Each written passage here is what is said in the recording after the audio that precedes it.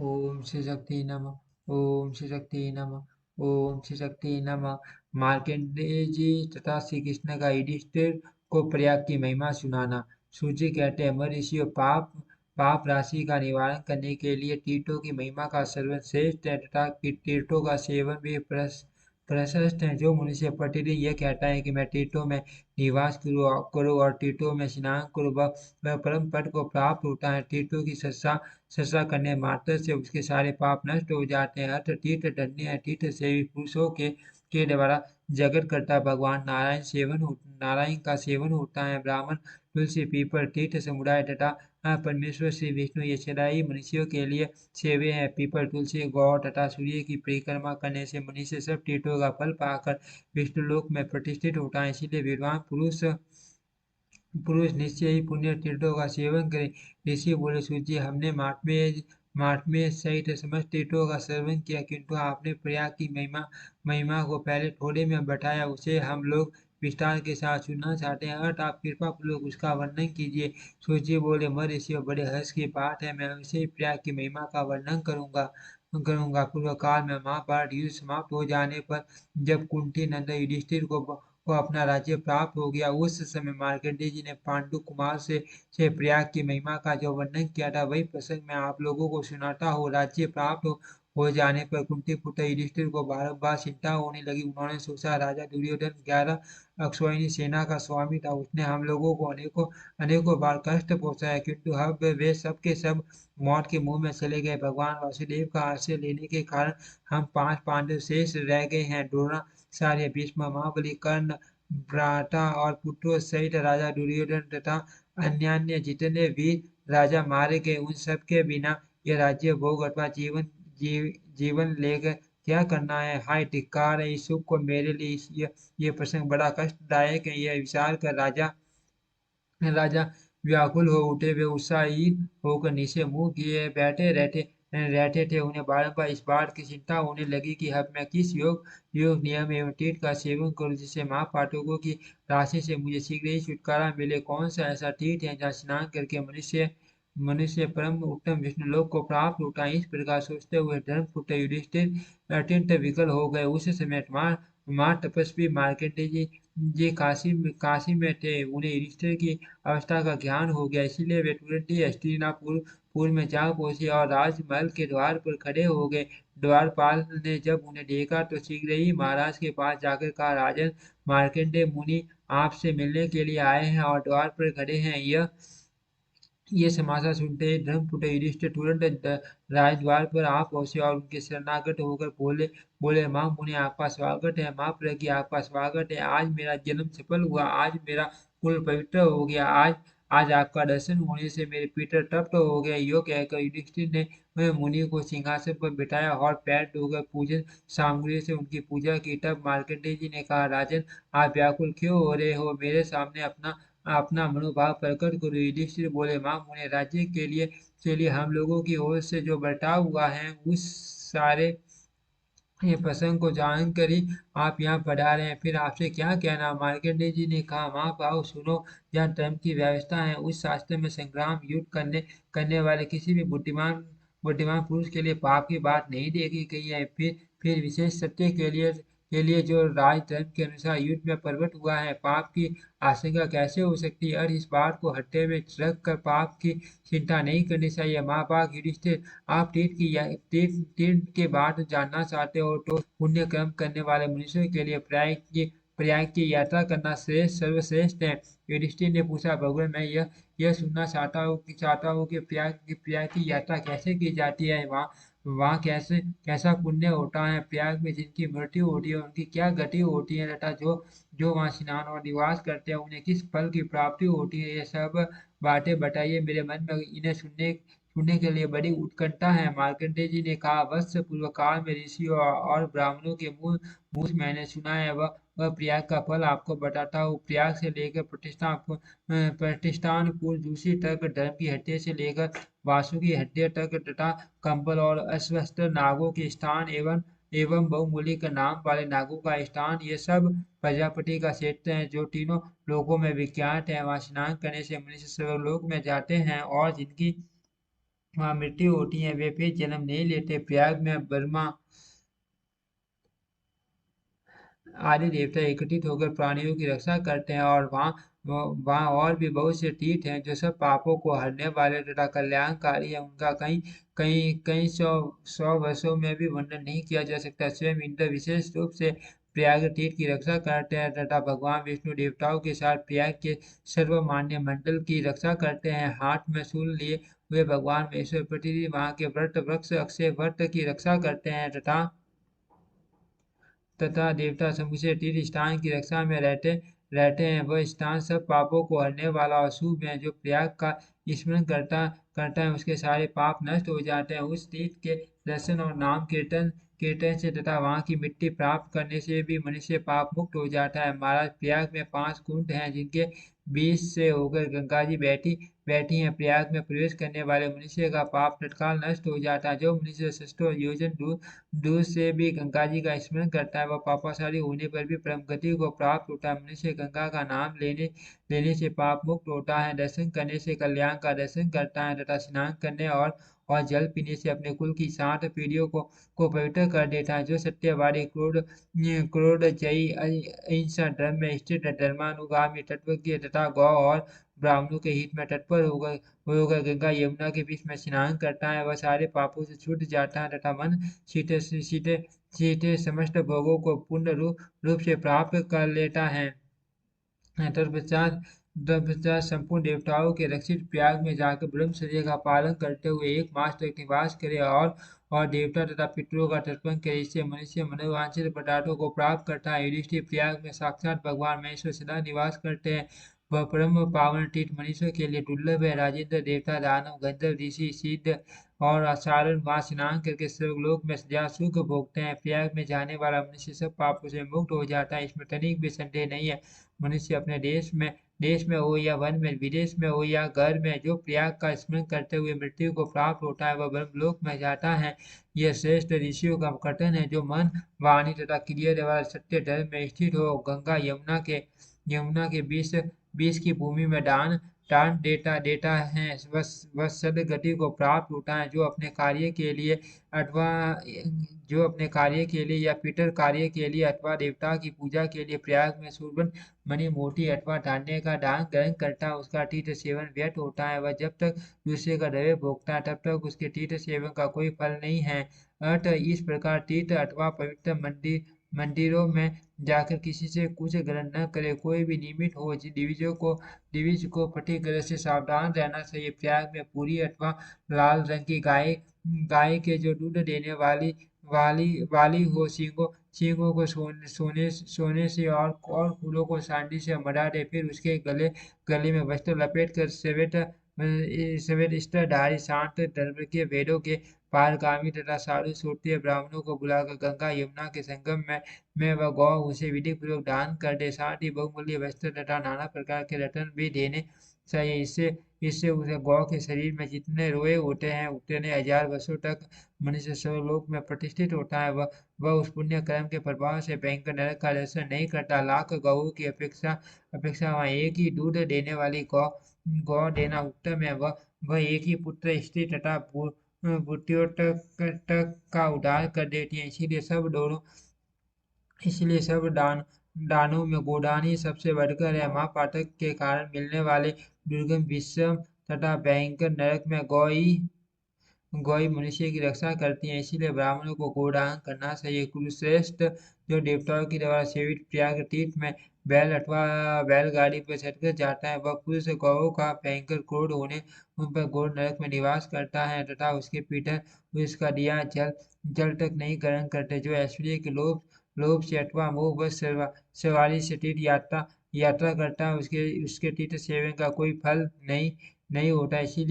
इसीलिए सवारी को त्याग देना चाहिए। जो गंगा यमुना के बीच बीच में ऋषियों की बताई हुई विधि तथा अपनी सामर्थ्य के अनुसार कन्यादान करता है वह उस कर्म के प्रभाव से यमराज तथा भयंकर नरक को नहीं देखता। जिस मनुष्य की अक्षय वट के नीचे मृत्यु होती है वह सब लोगों को लांग कर रुद्रलोक को जाता है। वहाँ रुद्र का आश्रय लेकर 12 सूर्य तपते तपते हैं और सारे जगत को जल डालते हैं, परंतु वट की जड़ नहीं झेला पाते। जब सूर्य, चंद्रमा और वायु का विनाश हो जाता है और सारा जगत एकांत व में मगन दिखाई देता है, उस समय भगवान विष्णु यही अक्षय वट पर शयन करते हैं। देवता, दानव, गंधर्व, ऋषि, सिद्ध, चीर और सारण सभी गंगा यमुना के संगम में स्थित तीर्थ का सेवन करते हैं। वहाँ ब्रह्मा आदि देवता, ऋषि, दिक्पाल, लोकपाल, सारथी, पीटर, सनत कुमार आदि परम ऋषि, अंगिरा आदि ब्रह्म ऋषि, नाग, सुपर्ण, गरुड़, पक्षी, नदियाँ, समुद्र, पर्वत, विद्याधर तथा साक्षात भगवान विष्णु विष्णु प्रजापति को आगे रखकर निवास करते हैं। उस तीर्थ का नाम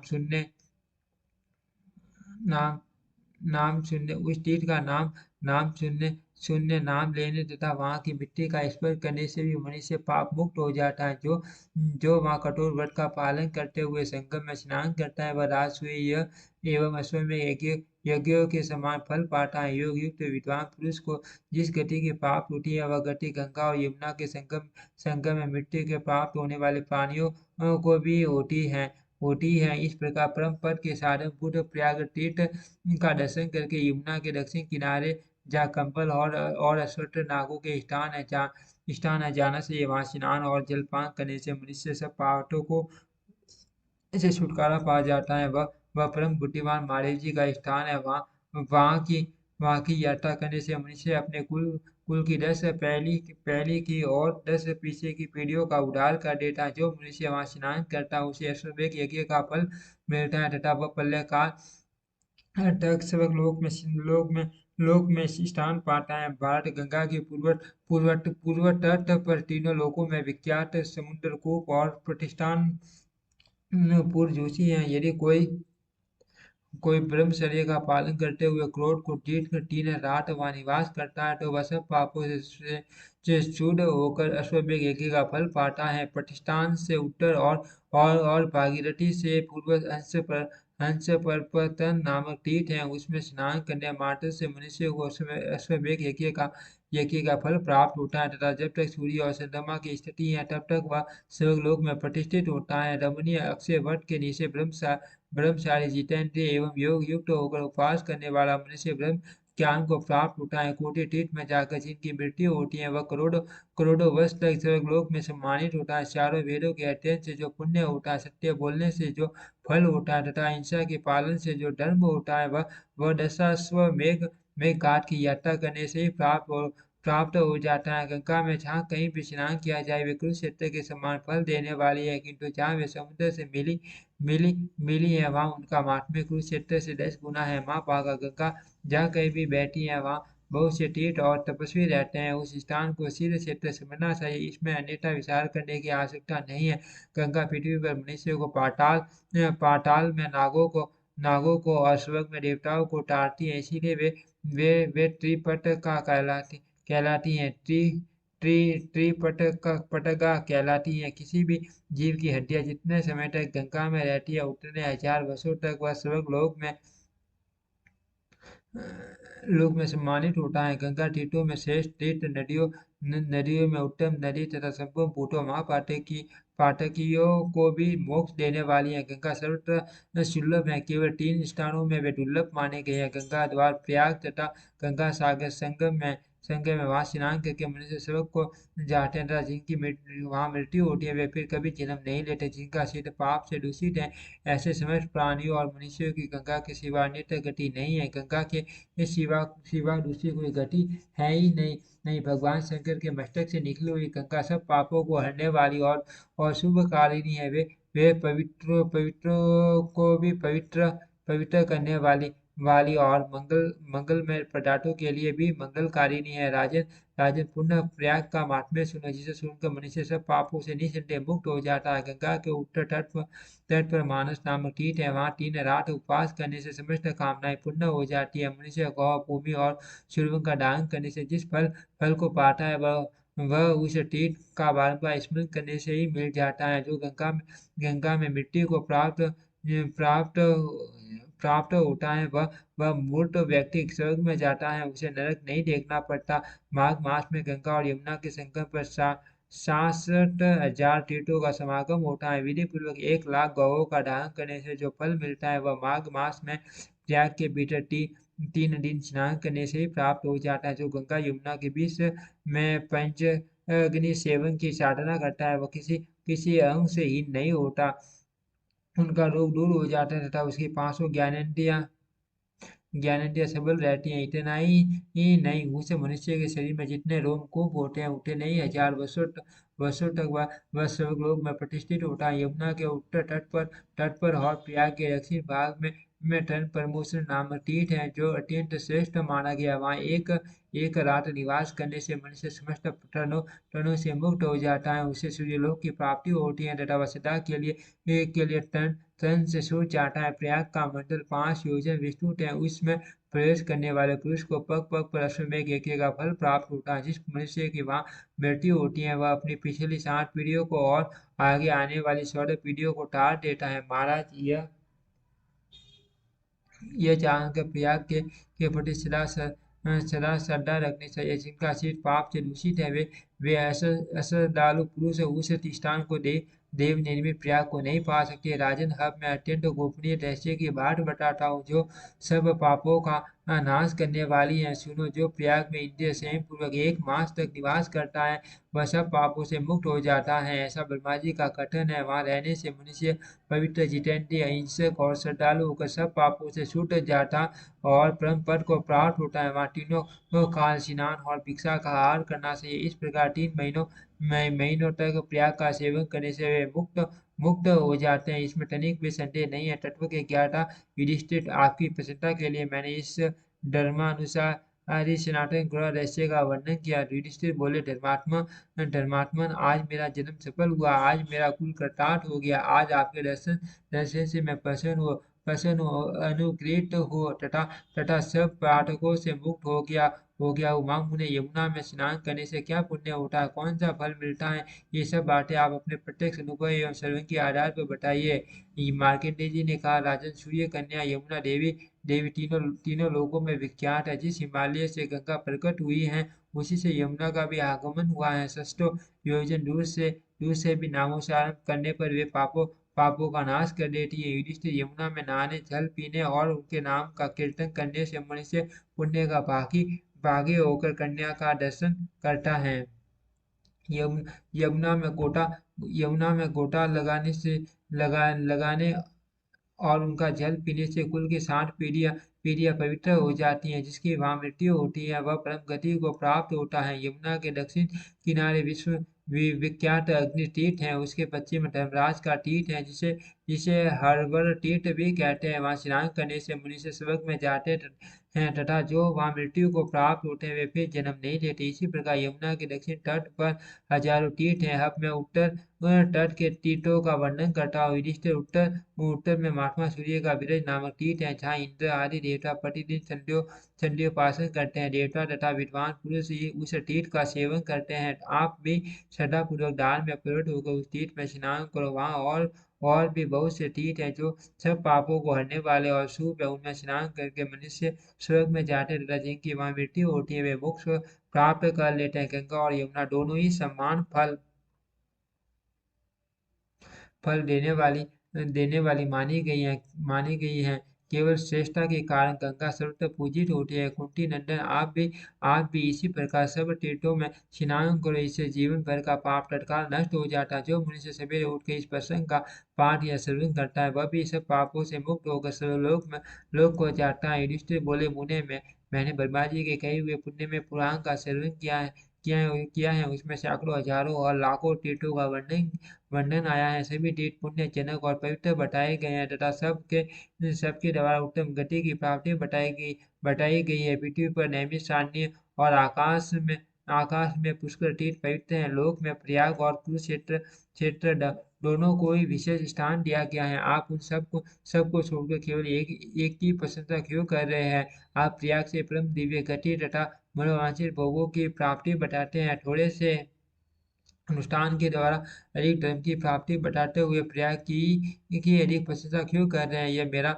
संशय है। इस संबंध में आपने जैसा देखा और सुना हो उसके अनुसार इस संशय का निवारण कीजिए। मार्कंडेय जी ने कहा, राजन, मैंने जैसा देखा और सुना है उसके अनुसार प्रयाग का महात्म्य बतलाता हूँ। सुनो, प्रत्यक्ष रूप से प्रोक्त तथा और जिस प्रकार संभव होगा मैं उसका वर्णन करूंगा। शास्त्रों को प्रमाण मानकर आत्मा का परमात्मा के साथ जो योग किया जाता है उस योग की प्रशंसा की जाती है। हजारों जन्मों के पश्चात मनुष्य को उस योग की प्राप्ति होती है। इसी प्रकार शस्त्र योगों योगों में योग की उपलब्धि होती है। ब्राह्मणों को सब प्रकार से रत्न दान करने से मानवों को योग की उपलब्धि होती है। प्रयाग में मृत्यु होने पर यह सब कुछ सर्वत्र सुलभ हो जाना, जैसे संपूर्ण भूतों में व्यापक ब्रह्म की सर्वत्र पूजा होती है, उसी प्रकार संपूर्ण लोकों में विद्वानों द्वारा प्रयाग पूजित होता है। नैमिष सारण्य में सारण्य पुष्कर पुष्कर, गोटित, सिंधु सागर, संगम, कुरुक्षेत्र, गया और गंगा सागर तथा और भी बहुत से तीर्थ हैं। तीर्थ एवं पवित्र पर्वत कुल मिलाकर 30 करोड़ 10 हजार तीर्थ प्रयाग में सदा निवास करते हैं, ऐसा विद्वानों का कथन है।